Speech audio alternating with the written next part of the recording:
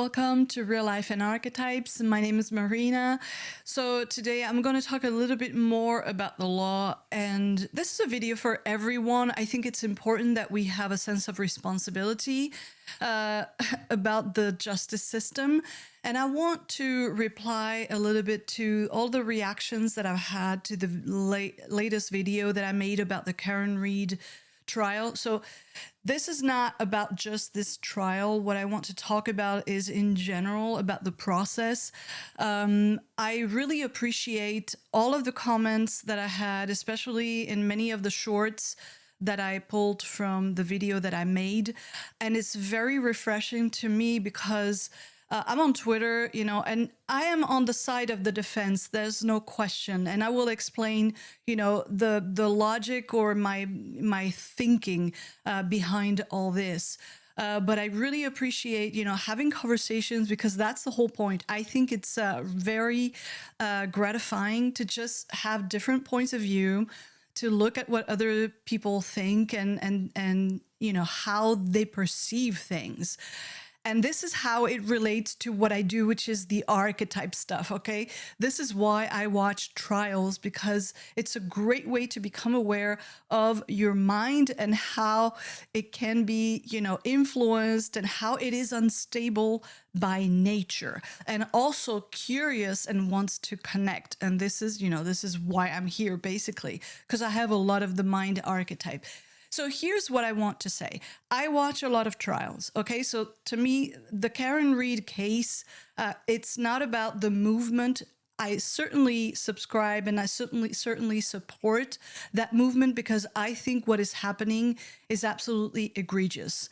Okay, now here's the thing. Many years ago, there was this trial with Larry Nassar, and I caught it basically at the end, and then I started to look more information about it. And I remember that a lot of the people who had testified, they were complaining about how the defense lawyers were, inappropriate or just pushing too much.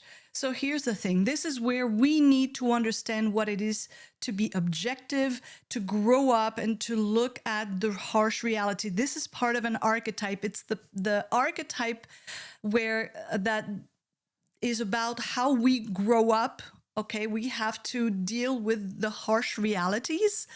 That's the older self, as I call it. And we all have to be initiated into these things. It's like, grow up. This is how it is. Okay. You have to deal with that. It's absolutely awful for victims to have to deal with defense lawyers who are just going to poke and try to distort things. Well, that's their job. And here's the thing. I would pose to you this question. It should be difficult to send someone to prison for life.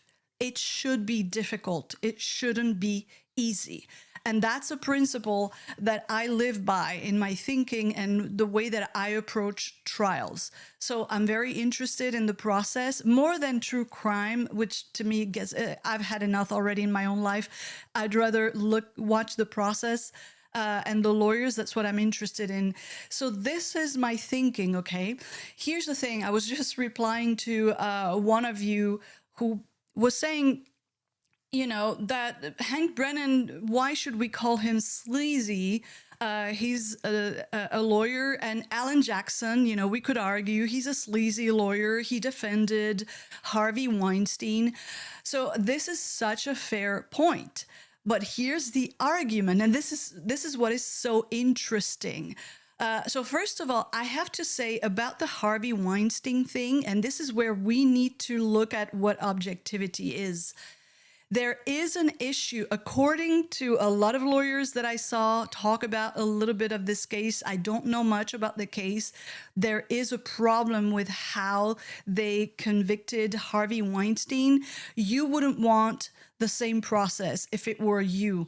So you have to remove the name Harvey Weinstein and understand that sometimes the process is not fair, and it should be. It should be applied in the same way. This is what objectivity is. It's opposed to subjectivity, which is the person.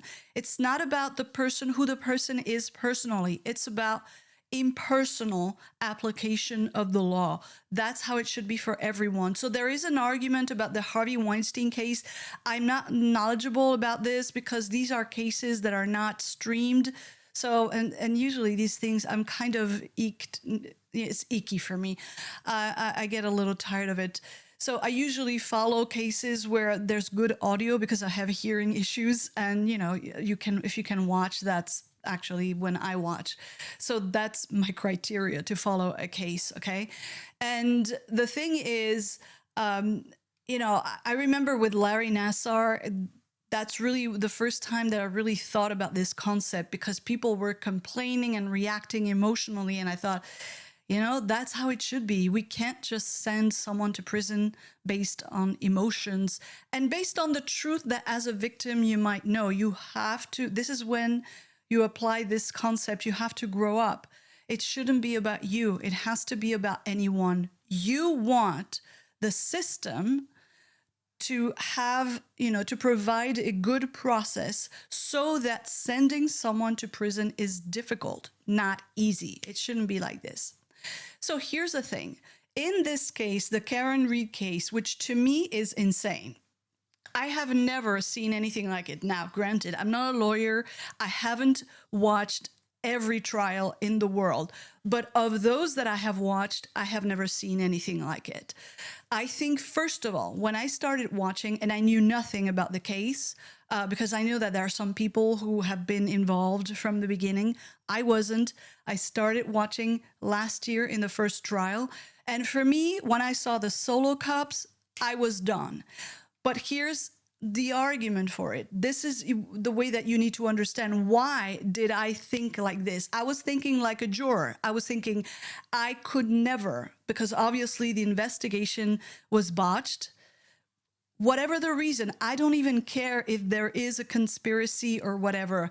I cannot send somebody to prison for life as a juror when I'm seeing the solo cups, the crime scene was not secured. I'm like, I'm done. It's over for me. So that would be my reaction, okay? Because the bar should be very, very high to make that kind of decision.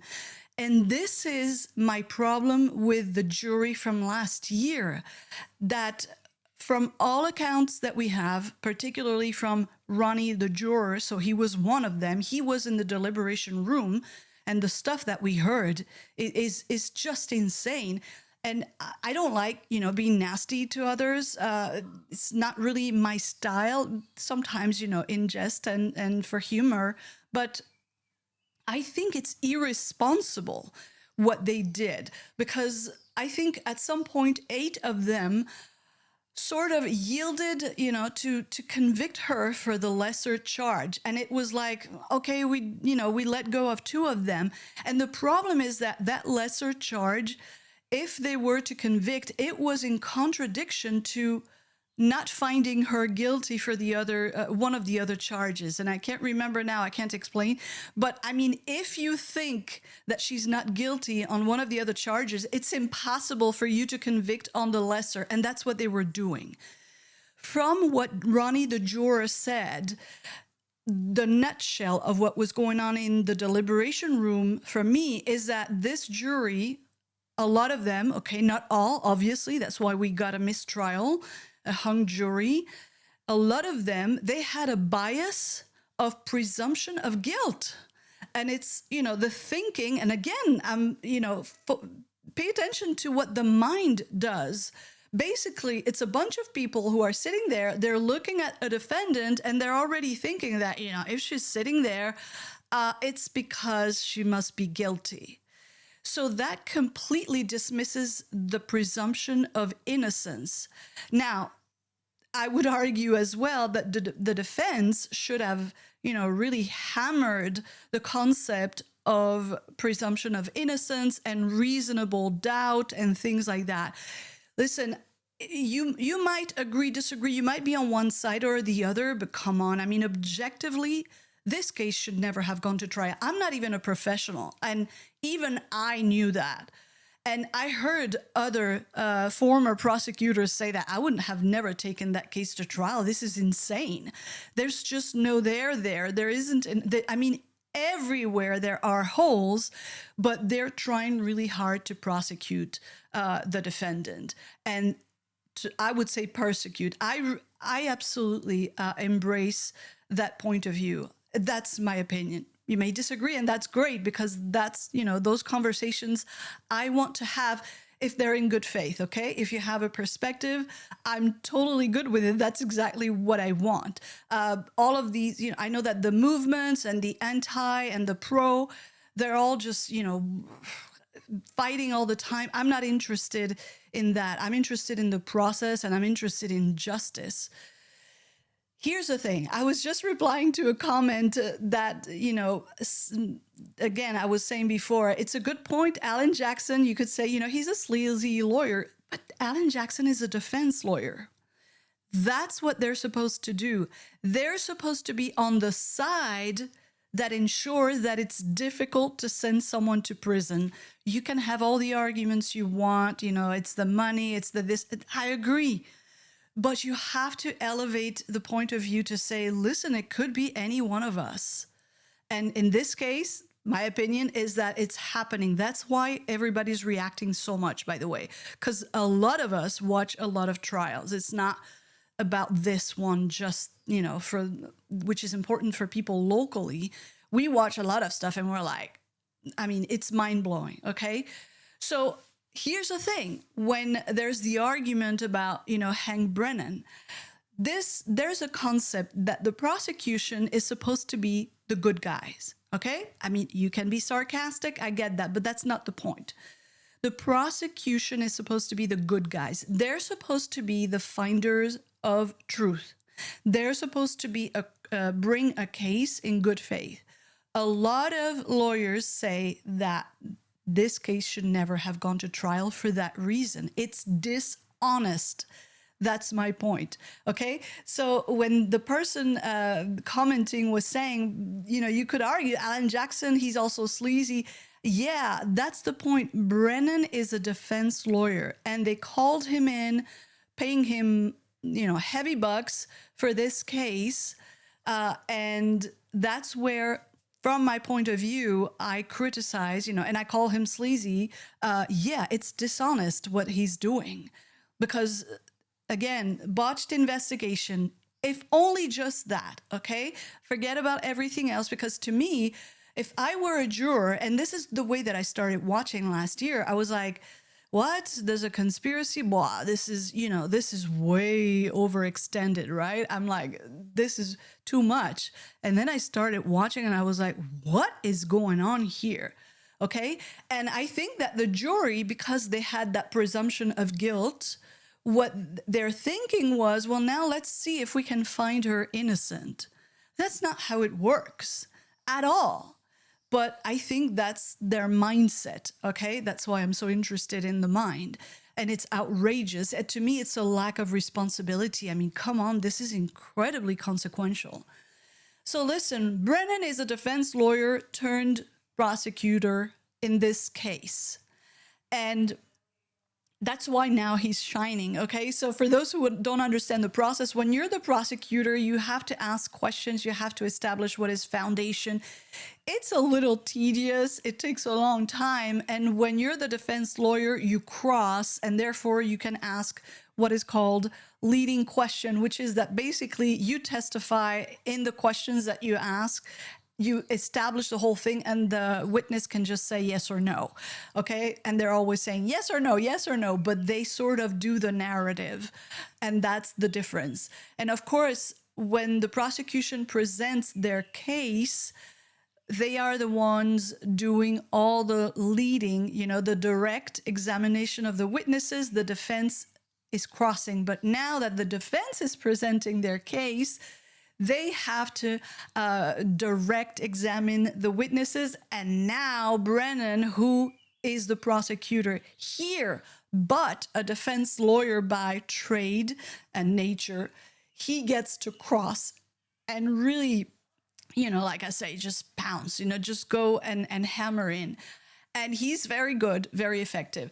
Here's the thing: when I was watching Brennan's cross of Nicholas Barrows, I thought, wow, this is so masterful. I mean, the guy, and I say he's sleazy and he's effective, okay?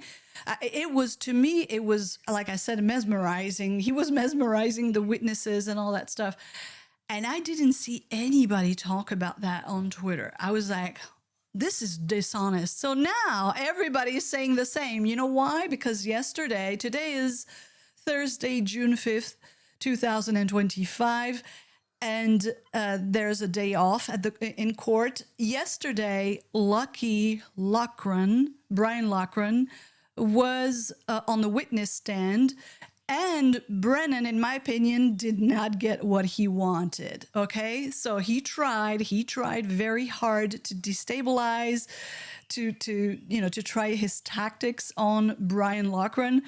And I think he didn't get what he wanted. Okay, so that's an interesting thing. I'm glad because, again, I'm on the side of the defense. All right. So listen, I don't know what you thought of that cross-examination.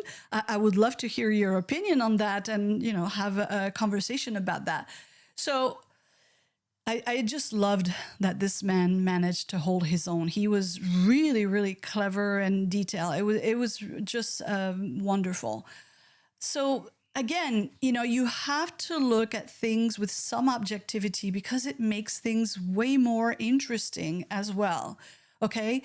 And to me, again, like I said, it should be difficult to send someone to prison. So aside from the whole thing that is happening with Karen Read, and whatever criticism you have, I agree that probably from the point of view of jurors, she's there looking very busy, very involved.